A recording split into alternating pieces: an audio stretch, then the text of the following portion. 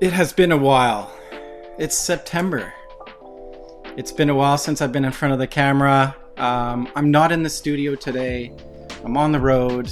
I have this beautiful cabin, picturesque backdrop.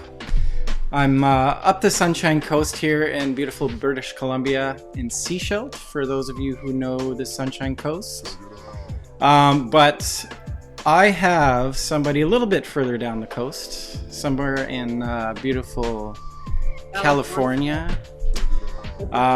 Without further ado, I'm just gonna not ramble here and bring on Rhonda. How are you today, Rhonda? Good. How are you? Good, good. It's like we were just chatting before we jumped on here. You had a bit of a morning. Yes, I had a bit of a morning here in California. We have able, at your demand, scooters on the streets. So you can actually use your phone and grab a scooter and drive them around without a helmet, which, unfortunately for a traveler that was coming in from London, hit the side of the wall and broke all his front teeth. So that's what I was doing this morning. But it happened right out front of the practice? Is that right? It actually hit our building. Well, if you're gonna do it, at least Might want to hit a dentist. yeah, and because I said, is this going to be recorded yeah, visually? Because whenever I wear my loops, and for non-dentists out there, it is that magnifying glasses that we wear to make sure we see everything. yeah. It's stuck onto my head pretty tight, and it always gives me a little unibrow. We're leaning a little closer there so we can get a good look at it. So let's get this out of the way. You thought it was me that hit the wall. You should have said it was you. Yeah. Yeah, it's me. Oh well, it's all fine. It's all So good. you're Great. I back in. All is well. you're a mother of two, yeah? Yes, I'm a mother of two. I have a 5-month-old at home, and I have now a 20-month-old. So I have back-to-back kids. Whoa! And how do you do that, managing two practices with one coming? Honestly, delegation. Yes, for You have sure. to you surround yourself with the right people. I'm really big on human capital and making sure Mhm. that people around you are that you're not the bottleneck to your entire life, that you can delegate to the right people and then get things done without you having to be stretched so thin.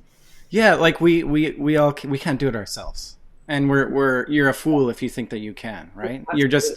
You're just asking for it. Yeah, absolutely. I think our team around us my team. I love to death. My office managers, my dental assistants, my hygienists, and my nannies for the babies, because that's also another set of employment that you kind of have to deal with too. Right. It's funny, right now I have 40 employees. I'm constantly just talking to people all day long. So who's your favorite team then? I'm just kidding. We won't go there. Yeah, here you go. You're gonna start this competition. They say you're never gonna love just one of them, Yeah. but I don't know. So let's get into it. I want to hear a little bit about your story. Where did you go to school? What got you into dentistry? Let's hear all that juicy detail. Oh man, I'm so boring. But No, come on.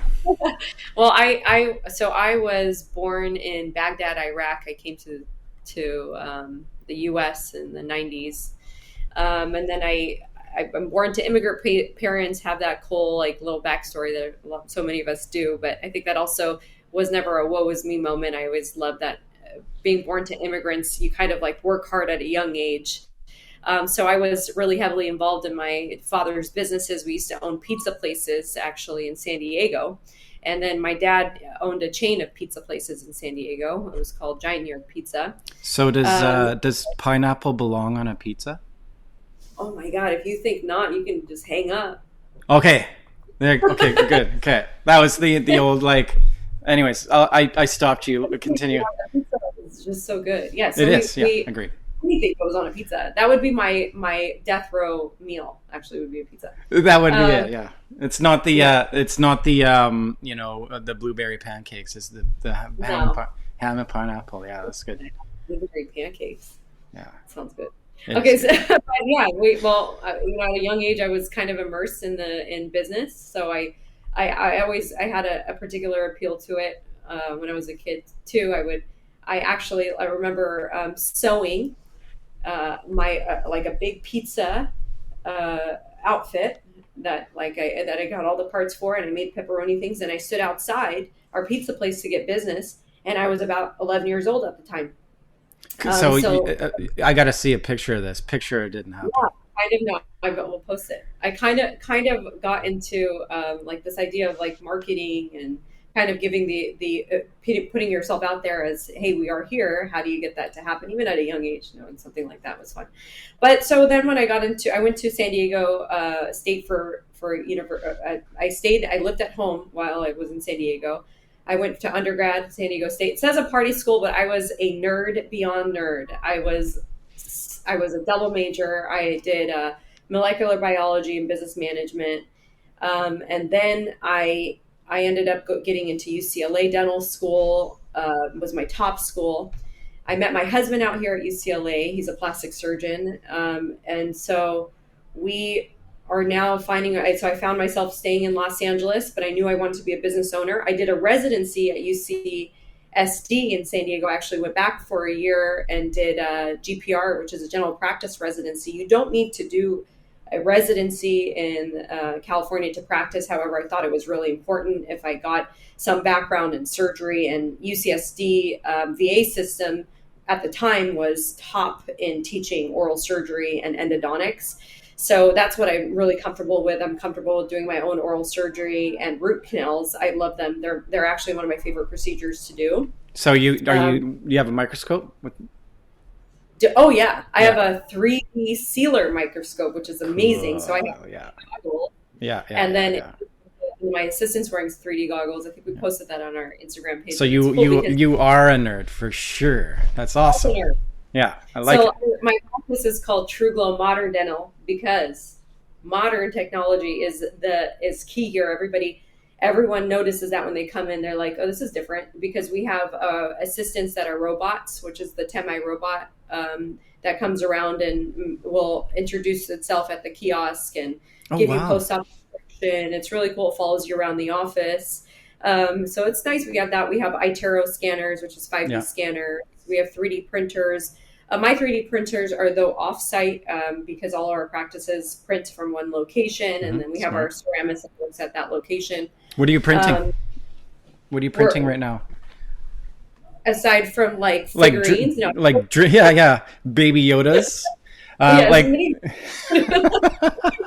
We give them to all the patients. It's lovely. Exactly. Drill guides, and are you doing night guards? What are you printing right now? Yeah, so everything is done on that. It's from anything. We still go through Invisalign for our clear aligners, so they just feel like they just don't. Everybody, I think they just do it the best with they're expensive, but they still the results that you get with Invisalign, I think, are second to none with them. But we do all of our veneer cases with them, our implant cases, our guides with them, our night guards with them, our retainers with 3D scanners. So all of that 3D printers, all of that is heavily used in our practice. And we do a combination with our veneer case where we're 3D printing maybe just the base material, and then we'll have our ceramists hand paint the porcelain over them and bake them that way. But so it gives a little bit more of at the margins where it's more of a robotic touch, because the robot's the computer is very important at giving the margins to be so seamless. So there's a lot of people that say, no, I still think my ceramist is the best with the wax and blah, blah, blah, blah, blah. There's just so much human error involved in that. And I would say if you actually do know how to use a 3D printer and 5D scanner, the results you get with those are incredible. That's key too. Knowing how to use the equipment is such a key thing, and the time as well. Mm-hmm. Yeah, I've been able to. So right now I have a Hollywood practice was my flagship. I mentioned that I had owned another practice a while back. This was in partnership form, but it was a HMO style practice. I had gone to sell that and use my my sale price, what I earned from that, and purchased Hollywood, a dental office. And then that was in 2018. In 2020, in the middle of COVID, I bought Beverly Hills.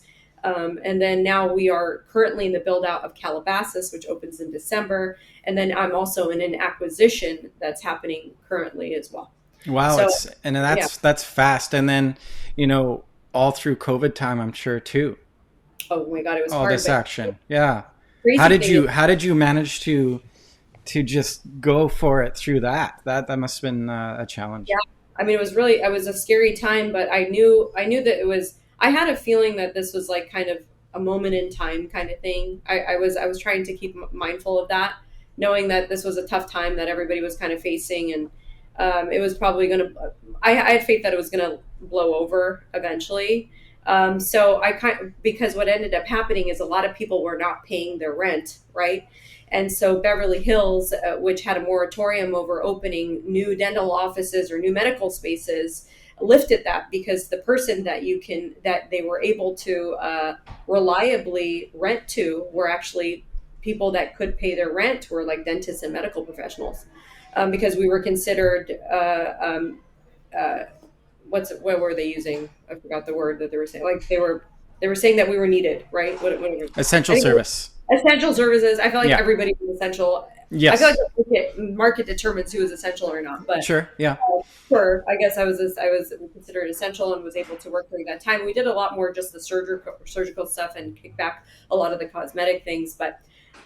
Anyhow, so they usually a price per square footage in Beverly Hills was running between like $8 to even $12 a square foot. It went all the way down to $3 a square foot. So as soon as I found that, I bought that right away, and I knew that I was going to sit on that and just wait it out a little bit. And lo and behold, that turned out to be a good business move.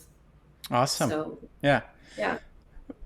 So that. Yeah. Wow. That's wild. Like, just thinking back of that time, like what a mind blower. Like that was. I know, now I believe everything. When people are like, "Can you believe that happened?" I'm like, "Yeah, no, actually." And then it's you weird. think absolutely, there are aliens. Absolutely. Yeah, there's aliens now. Wow, jeez. Yeah. What people next? Are like, "Oh, do you think that could happen?" I'm like, "Yeah." Yeah, no, it did. Yeah, it's probably happened like multiple times. Yeah. Yeah. So what are you passionate about? Like what's your I know like endodontics. What's your favorite case? Oh, So this morning that was a spit. Okay, so I had done also wisdom teeth extractions. I right in the morning. That was my emergency case I got yesterday. So that's one. Her face was really blown up, so I had her put on some medication yesterday, and then saw her early morning today. Did that.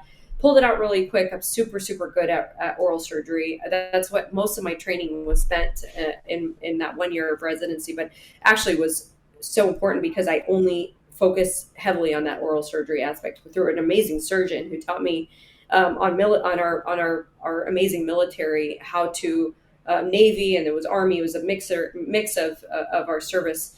Our service people that we actually got to help them out a lot, but provide amazing dentistry. But I was taught that through an oral surgeon with his amazing hands. Taught me how to anesthetize really well, how to calm the patient down, and also how to clear infection pretty good. So I love that. And then of course I also like the MacGyverette aspect of dentistry. Everyone always makes the joke that, oh, you are the MacGyverette of dentistry, because I was like, give me a little tiny thing, I'm gonna make you a tooth out of it, right? So this person came out with like half his tooth was broken and one of his teeth was in his hand.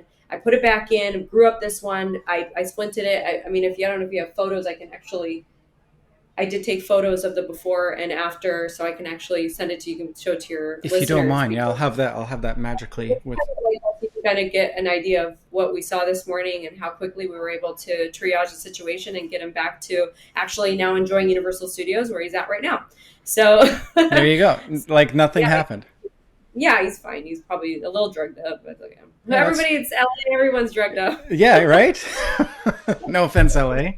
Sorry. Looks like everybody else on the street. Yeah. But, no, it is Friday, right? Why not? Yeah, absolutely. Yeah. But yeah, I love dentistry a lot. That's why I'm kind of moving out of the chair a little bit, which makes me a little sad. Mm-hmm.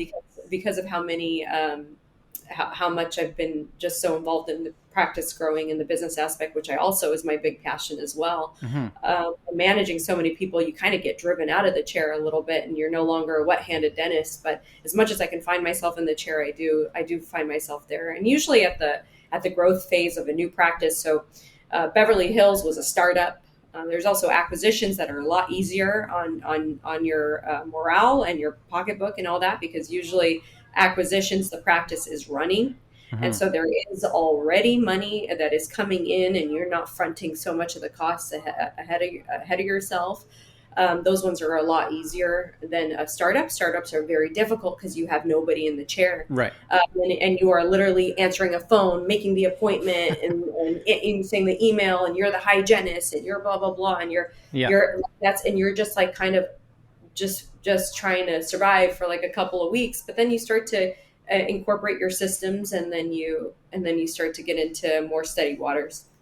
Yeah, I there was this video of this entrepreneur, and he's wearing like this big tall stack of hats, and on the hats it said like boss and marketing person, and it was like this. He was like walking around this little office and passing these hats off, right? I think exactly. like you said it earlier, and this is a good segue to my next question. Is like, what are three key things to help you grow a practice and do what you're doing? Like what would you say are those top three things? Yeah, I think it's like, have you ever taken, I took a real estate exam when I was 18. I got my real estate license. I don't know. I felt like everybody was getting it, but I remember like one of the first questions is what determines what a successful real estate investment is, and it says location was the answer. Yeah. That with your question there, the most important thing would be delegation. So delegation is super important to growth and maintenance of that growth.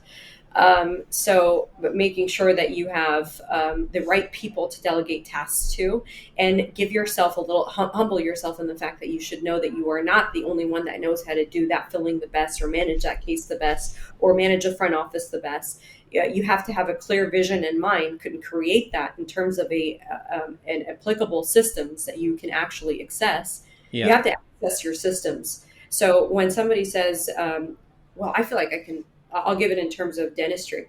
I feel like I do an amazing MOD filling, right? So they're like, I feel like I do this filling amazing. Nobody else can do it like this. Okay, then how? Why do you think you do it the best? Is it because you numb the best? Well, how do you numb? Mm-hmm. Okay, how do you isolate? How do you right? If you write that out from start to finish, and you have that all written down, then that's essentially a systems. That's what systems are, right? Mm-hmm. So and you're going to do that. That's on a micro level. You're going to not only do it at micro, but you're going to kick it back all the way to the macro level. And those systems need to be something that you are. Sorry, I can't. Sorry, guys. Hey, we're live right now, so this is these things happen. Yes, that would be my associate. Yeah.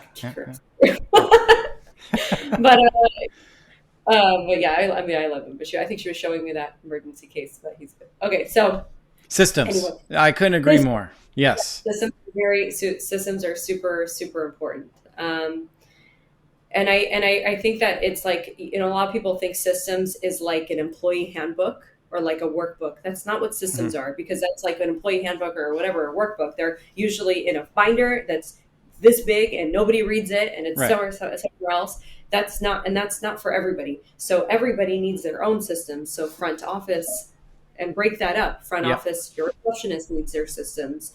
Your managers need their systems. Your assistants need their systems, and so on and so forth. Yeah. So you need to be able to manage. So you need to break up your practice into multiple groups, from hygienists to the providers, and the providers need to include hygienists and doctors, then to the doctors, and then the assistants, and then blah, blah, blah. And then you break them up, divide them, and then create an approach for their success, and utilize what I've utilized is a lot of the technologies, the modern technologies, to be able to establish that. Like, there's a really good system called Trainual, where you can, and none of these people endorse me. I use them, I pay for them, and hopefully they give me a free one. So that there you go. Yeah, we'll make sure they see this. But yeah, like, I'm not endorsed by Tarot or Invisalign or whatever. It's just some things I believe in, and I don't need to be endorsed by them. So like, anyways, Trainual is a great system for maybe managing all your employees under one umbrella, and you can actually be able to attach videos of how you do a class 3, how you set up for a filling. Cool. That's awesome. It's on an app, and so they're like, okay, so this person is out today, they're out on leave or whatever. I don't know how to do this. This person only knows how to do that. Well, you go onto your app and you can go down to what their work requirements are. What are you trying to figure out? How to charge out a patient, how to send out a claim or an appeal. It's all written there, and also with video to be able to kind of walk you through how to do that. So those are super important. And I've also been able to, through my systems, is also I built in a lot of AI that's not actually applicable to the general public, but I've hired people on the side to build plugins into my my software, my practice management software. That's awesome. Let's expand on this, because this is I'm very interested in this topic right now, because I think there's so many applications for AI right now, and it's going to improve our lives dramatically, I think. So let's talk about this. So what have you attached AI to? So are my x-rays, right? So we can actually now be able to have AI give us an opinion as to how much bone loss is there, where the cavities are, how open margins are. And this is really good, because how AI should be used is, and a lot of people are like, oh, it's going to take over humans. No, it's not at all. No, I disagree with that completely. Yeah, it's not at all. It's going to make you more efficient. Yes. And it's going to streamline your efficiency, because when you are thinking, okay, how do I write this letter? And you're sitting there for 30 minutes. Right. And that's a waste of, and we are already understand this, a waste of not only time, but not only money, your happiness, yes, your time with maybe your family, your time with maybe getting out of the office on time. Yes. So what people are going to stick, the people that are hardworking, and that's great, but you need to work smarter, not harder. And that's right. Really cliche. That's a very cliche line, but very, very true when it comes to AI, because utilizing some things to kind of jog your, hey, I want to create an outline as to how I would talk to my office management staff about being more productive, and you give AI those prompts, and you're kind of like talking to a friend, but getting a more straightforward answer, right? And but it's your brain that's taking that and saying, this I won't say, but this I'd say, that's actually pretty good. I'm going to expand on that. And then and then your 4-hour task has become a productive 1-hour task. 100%. It's awesome. So, I personally use it a lot, and you're right. It really has to do with really good prompting. The more information that you give it, and that's my argument against it taking over. It's an enhancement. Yes. Right. It's essentially we will we all get a personal assistant now. It's awesome. Yeah. And right now, before we would have been at the library and hunting through all these books to get an answer. Now we just Google it. It's the same thing. You save more time. And then look how much advancement we get when human beings have more time to do other things. Yeah. It's in our inclination to make most of that time. 100%. Our time here is finite, so we're best to use it to max it out. Agree. And then I think when it comes to dentistry, a lot of times you hear this, and I hear this from colleagues too. They're super unhappy. They feel overworked, and they feel but it's because they're trying to be at 100 places at once and be 110% of 110% a dentist, 110% a mom, 110% a wife or a husband or whatever, and they spread too thin. The problem is you need to allow yourself to, when you're wearing these multiple hats, just wear that hat while you're doing it. So when you're a mom, just be a mom. When you're a dentist, just be a dentist. Don't be answering phones and doing all this stuff. But then they're like, I feel like I have to because I'm running out of time. Well, then you're not working efficiently and effectively. Right. 100%. And then we go back to systems too, having systems at home even. I'm sure you're there's a regimen at home even too, right? Yeah.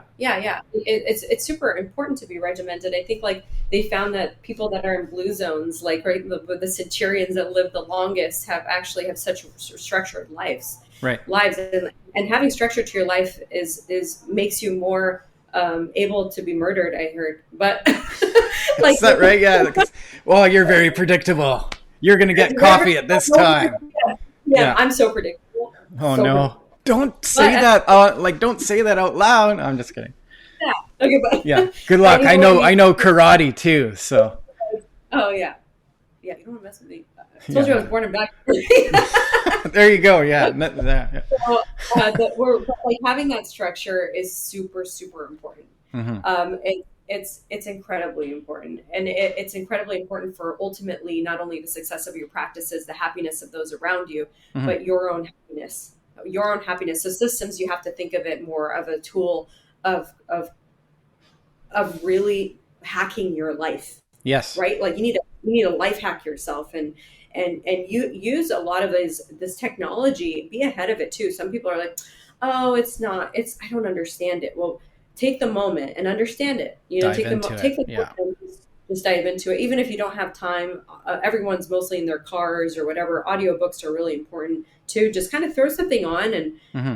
podcasts are out there too. I'm sure you have some podcasts out there for AI and use Oh into yeah. marketing and technology. Absolutely. Yeah. Yeah. It's like I'm meeting later on with my SEO, trying to also get some conversational AI on my page as well, because I think that that's going to be helpful to kind of triage patients that may have some questions that AI could answer for them. Yeah. Yeah. It's amazing. I mean, it's going to turn into well, it always has been this. It's the folks that dive in and get in front of these things that end up benefiting the most. Yeah. The early adopters, right? It's I think like involving AI and putting into your lifestyle. It's going to become just a your car is going to have it. Like Yeah. I mean, it's going to be integrated into a lot of different aspects of our lives, and it's you know what I always think of? I think of my parents when they first got the iPhone, and I remember my mom had a post-it taped to the back of her iPhone of everyone's phone number, right? yeah, yeah, And like instead of it putting it in her phone, you don't want to do that, right? Because like yeah, not only for the sake of not understanding the technology, is your kids are going to know it, right? yeah, And you don't want to be that parent that's like, wow, back in the day, yeah. like Back we in just, my day, yeah, yeah, no, you kind of want to be ahead of it we also had for like the their, pager. Remember the pager? Did you go through that sure, and phase? like for their safety too, like knowing what's out there for your kids' safety and the technology that's available to them and the Hmm. information that's available to them, you want to have a good handle on that too. So being super integrated in technology is part of humanity at the point at this point of our lives. It's a turn of a century. This is a $35 billion industry in the matter of like less than a year. Yeah, The like AI is where it's going. So yeah. get on the plane and go like and Well, understand it. it's wild. Like if you think of human history and how long we've been on this planet, the Wright brothers were testing Hmm. out, the plane, Yeah, and then 60 yeah, years later we're landing on the moon. Like this, exactly. the paradigm switch on things, the availability of information at our fingertips is unbelievable. You can know Hmm. anything like at a touch of a couple buttons and you've got answers, Yeah, right? It's it's amazing. It's a great time to be alive, and also, but it has its downsides. There's a lot of information out there. I mean, MGM just got like hacked, and like yeah, they're held at ransom, like in Vegas. I mean, these are also the informational age, where a lot of the information out there it can be easily accessed to view. So, yeah, knowing what information is okay to be out there and what not to, just understanding, even the ability of just know technology could be used for good and evil, and yeah. maybe in your line of work you may want to start using it for good. Obviously use it for good, but you know what I'm noticing is that AI, especially that tool that I was telling you about for the radiographs, Mhm. so sending those sending it's a script that attaches to the appeal board to the insurance companies that Mhm. tells them that this was robotic technology that was able to detect these cavities and open margins. Now, dental insurance has 100% accepted all our appeals. Oh, that's amazing. So that's a big thing. And that's a big thing that needs to be said and put out there. And this is going to be really great for dentists, because a lot of the times you had these non-dental people, or even sometimes they were dentists, looking at these pixelated x-rays and saying, no, I don't see the decay there, when we all know that sometimes x-rays are only showing you about 20% of really what's happening, and Sure. clinical judgment is also super important.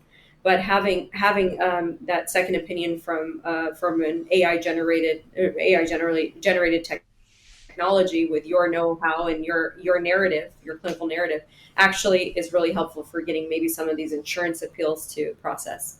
Well, even chair side, if it's prompting you to, look at this area, if it's giving you sort of the eyeballs on highlighting a potential area Yeah. of to Yeah, look and they're at. not like, what? Like, and it's crazy because you can actually tell the patient, are you familiar with AI?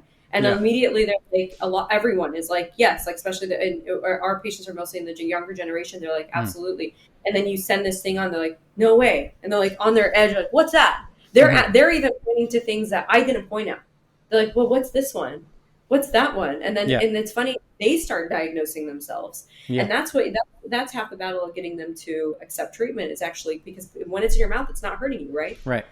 When it hurts you, you already know this to be true. It needs a root canal, Yeah. and you're not trying to have a practice of people just coming to you for root canals because root canals are like end of life support, right? So like Yeah. people should be coming in if something hurts, you should be taking care of it before it actually does. Prevention. And then Yeah. they're now able to see what you see, and there's an option to show the anatomy of a tooth and how far that cavity has gone. Super cool. That is super cool. What tools are you using for patient communication? Okay, so we text them of their appointments before and after all the procedures. They're able to call. We have a 24-hour concierge service line, so they can actually call. So also our practice is called True Glow Modern Dental, and it has multiple locations and it has its own membership. So we actually just PPO insurance is something that we will bill to your we will bill PPO insurances, but you do not need to have insurance to be at our office because we have our in-house that's very competitive to insurances where we have a monthly fixed fee. One of them is basic to premier. But we do also give 2 complimentary cleanings, exams, and x-rays with both the packages.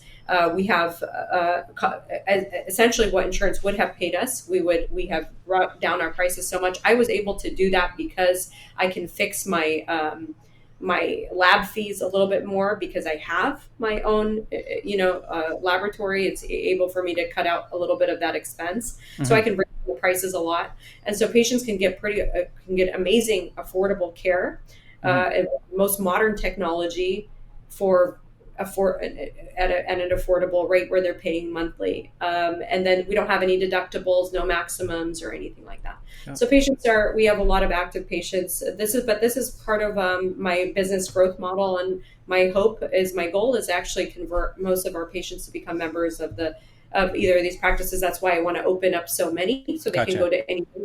They can find themselves in Southern California and be able to go and get a dental work or whatever they're there, or maybe in a couple of years in Northern California. But I'm going to be sticking to maybe the California side. And I don't have any partners right now, so it's just me. Mm-hmm. So it's just kind of getting still just those systems in play and being able to replicate what's been successful over and over again. And of course, I kind of fall forward. Like I always call it falling forward because I still feel like I'm still learning as I'm going. I don't know 110% what I'm doing all times. Believe me, I do not. Yeah. Nobody does. We're all figuring this stuff out as we go, aren't we? Yeah, I mean, like dentistry. I feel like I love dentistry because I feel like I'm in a spa when I'm performing it because I'm on autopilot, right? Like I already know what's going. I don't have to. But when it comes to the business aspect, you really have to become really inventive and intuitive, and also fearless at times where you're so scared because you have so many people relying on you. I not only have my employees, I have their families to feed. Sure. And then but it also you humble yourself in the fact that you literally have that your actions are going to affect hundreds of people. Like their family and their husbands and their spouses and their children and whatever. So this is I humble myself in that and I know that whenever I'm successful, I try to be successful not only for myself and my kids. I also think about my team and my goal is my passion is also to see them succeed as well. Yeah, I love that. And then everybody gets behind that. And that's important. You need those folks to rally behind you and support you and love you. And I'm sure your practices are all like a very family feeling environment. Super culture. Well, I'm in tune with the culture of the practice, and I also try to if there isn't culture in your dental office, that's something that you really need to look at more than anything else. I think a practice culture is one of the most important aspects of the dental business. Absolutely, because patients feel it. Yes. When you sit in the chair and you are pissed at your assistant, or your assistant is not happy, they know it. They really do. Sure. Yeah. And a lot of times, a lot of our reviews online, you notice that they say, it's such a happy office. It's so fun. Like, I had a patient this morning that was taking out her wisdom teeth, right? She was like, I've been to so many dental offices. And she's like holding her face like this. She's like, oh no. She just went through the worst. And she's like, I had so much fun. That's great. Yeah. Yeah. Okay. Yeah. But like, it's nice because when I'm having the staff like came in and was like super energetic. They were happy to be there. They were pumped, and you can see it. And they were always attentive to her, giving her drinks, hot towels, the blanket, the headphones, the TV, making sure that she knew her pre-op and post-op, that she was pre-oped correctly, that her post-op instruction was given to her. Not only given to her, but her spouse. Not only given to her spouse, but emailed to her, texted to her. She feels so taken care of. And that at any time she goes back home and she has any questions, she can reach us at 24 hours of the day, any one of us. Just making sure that she sends that to the concierge. She calls the office, concierge dials us in, and that's it. And she's able to get that. So patients feel well taken care of. They can feel, and also the office doesn't smell like a dental office. Right. This is like Fred Joyle's point in the marketing book that he wrote. And he was actually one of my old. He wrote a great book for dental marketing, but he was actually an old a neighbor of mine. When I was moving in, he gave me this book. He's like, oh, you're a dentist, you read this. But he was saying, make your dental office not smell like a dental office. This should smell like Formicresol or like IRM. That stuff smells like poison, right? Yes. But I wouldn't go as far as I forget that there was an old marketing technique where they used to bake cookies or in the front. Yeah. But like that's kind of I don't know. That's cheating, Yeah, like I would say like perhaps maybe gardenia or something. Yeah. Like have like some good essential oils kind of going out a little bit, but kind of, and then creating some music. You don't need some like, I know our office, everybody's different, but our office, we have like electric chill that's playing, like, so love it's like kind of like more hippie, and like they love it. Like, they kind of feel a vibe, and people aren't like falling asleep to like either like completely silent or like it's or like the the smooth jazz that every practice had with the fish tank up, 5 like like, you don't need that. Like, no. It's like you kind of like want to live in your own office, like and see like what's the vibe you're trying to achieve here, and what would you want when you come into the office, right? Totally. Like I would want ease of making an appointment, so also make your appointment availability easy, like so frictionless, right? Frictionless, yeah. Shouldn't be like, oh, okay, we're gonna call you when blah, blah, blah, it comes back. Like, no, they're like, everybody should know exactly what it is. No. Also, what we built in is in our thing is an insurance checker that's AI. Oh, that's awesome. Yeah. So like now patients don't have to sit and wait for so long to get their insurance broken down. And basically, what is it? It shows them that everything, like all the procedures that they can do. Yeah. Like your crown is covered at 50%. This gotcha. Is your out-of-pocket, blah blah blah. Yep.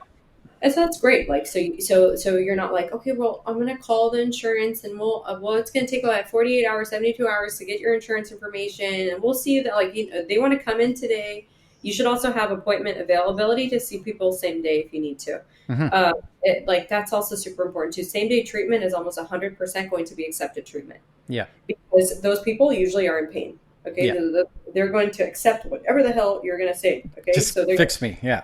Yeah. So be able to accommodate for that. And then if you're booked out for 4 weeks, well, I think it's about time to get an associate and take yourself out of the time where you're like, oh, but I can't have anybody come to my practice. I'll tell you what, you ain't that special. I'll clip that. I'm going to clip that right there. You're not. Okay. Like, so, there is actually amazing dentists out there that come out and they just haven't been given the chance, and giving them that opportunity. I wish I turned my camera because that one of the associates was here, but she's super good, and but she's constantly like learning. She had like her loops on still, and she was holding like the x-ray of her seat, and she just wants to show me that the margin is perfect. But that's the kind of camaraderie also that you should have among your staff and your associates, because your associates can start learning from you and start thinking, oh, I think Dr. Kalasho might not like this margin, right? So she came in here just like she's pointing at like a margin. I can tell her. I can tell she's trying to see something, but she's trying to be just like me, right? Like making sure she's super anal about that. Yeah. But I allowed her to learn kind of to have that autonomy to do that, and to mimic what I do, and be able to flow and do what she wants to do by herself. And it's vice versa too. Like if you're you're teaching as well, so you're also learning in that environment too. You're pushing yourself forward. You're thinking more about what you're doing. Yeah, absolutely. And it's and because they always ask why. Well, why did you do that? And I'm like, actually, and then like it takes a moment, and you're like, this is why I do that. And then like that's where your systems and your playbook become something that can be accessible to multiple people. And it's not like you have protection over, like we do have some things that we do here that's like protected IP. So we do have some NDAs that are like so they do have to sign, but like how to do a correct class 2 or class 3 is not an IP. Like it's not like protected IP. Like this is like something that you should be sharing to multiple people, so that you can go on vacation with your family and take some time off, and know that your associates are able to handle the same types of difficult cases that you're able to, and at the level of detail that you are able to do as well, so that you can have that freedom to get out of the chair a little bit, because this is a very difficult field, not only physically but emotionally, and being able to pull yourself away at that.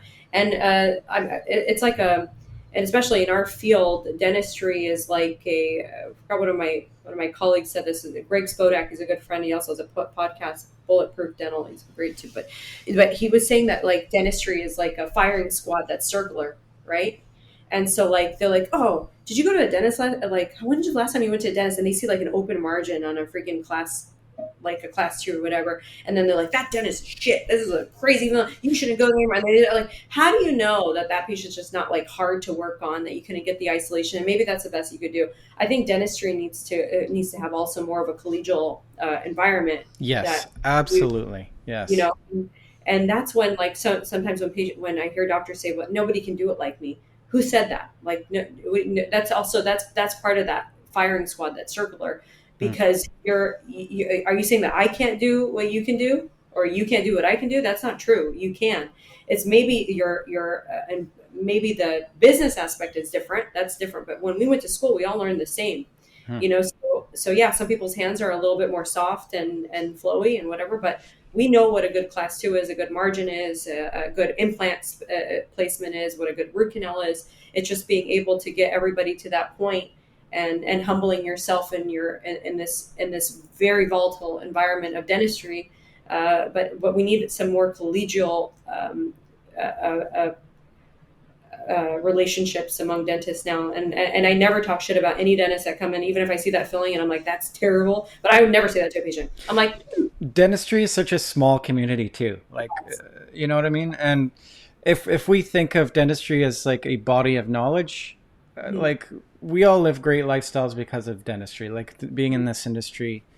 I think it's maybe, I'm not the guy that's, giving more back to the knowledge base, but, I think let's teach the next wave of dentists coming up. Let's make their lives easier. Let's progress the body of knowledge in dentistry further. And if you're holding on to those nuggets, if you're good at something, I think it's our duty to like teach our kids, to teach our colleagues, to, not hold all those things in.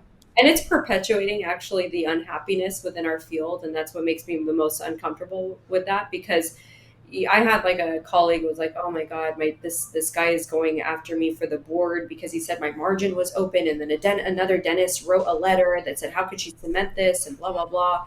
And then I'm like, this is why there is also high suicide rate or Yes. high anxiety. It's because we're forced to work within the millimeter, the micromillimeter of perfection. Hmm. And yes, we all have to aim at perfection. Every single one of us do. But we should not be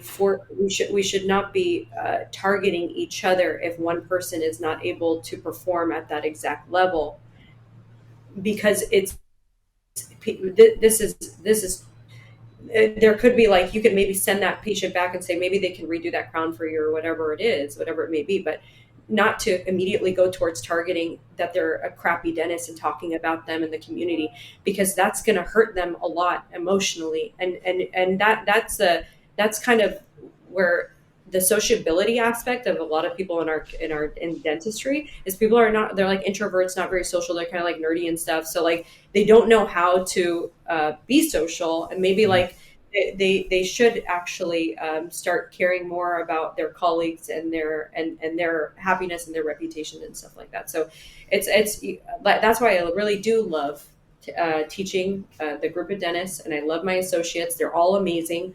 We all hold each other to the highest regard of perfection, but we feel not targeted by the other, like, and we feel comfortable to say, if you think this margin is maybe a little bit off, like, how can I fix that, or whatever it is. And then we kind of come in and help each other. And this is also an environment patients appreciate as well. They get multiple dentists sometimes hovering over their mouth, looking at one tooth, and like, no, I would do a filling here. No, I would do a filling here. And then like, but that's good, because you got like people that genuinely care about you, and they have differing opinions. And then at the end of the day, you just got a bunch of people giving an opinion about what you should, and ultimately what happens out of that, great care.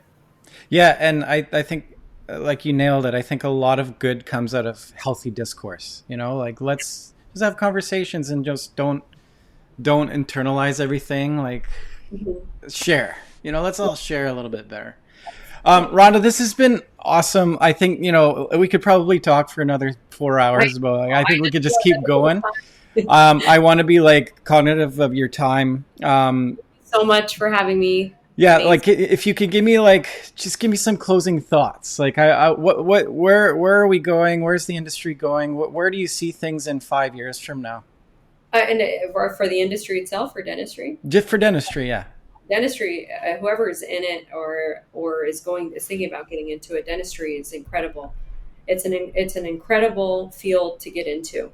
You have so much autonomy over your own happiness, over your own success, over how you want to practice and all that. But the good thing that you want to know about dentistry is that there is so much private equity also getting involved in it, because it's such a lucrative field. But you want to understand that you have so much freedom within the field, and it's a rewarding field that you can maintain your family dynamics, you can maintain your health and your livelihood and all that stuff, but be able to manage being a doctor and caring for people. And it's a wonderful field. Awesome. This has been very nerdy and informative. I hope we do this again. This is a great conversation. Yeah, absolutely. I swear we can probably have another podcast of just AI. Yeah, let's do it. Yeah, let's do it. Let's form our own podcast, the AI Dentistry podcast. Yeah, I'm like finding out. I feel like I'm doing it too much though. Yeah, that's all right. Okay. All right. Well, have a great weekend. It was nice chatting. Thank you so much. Okay, bye. Take care.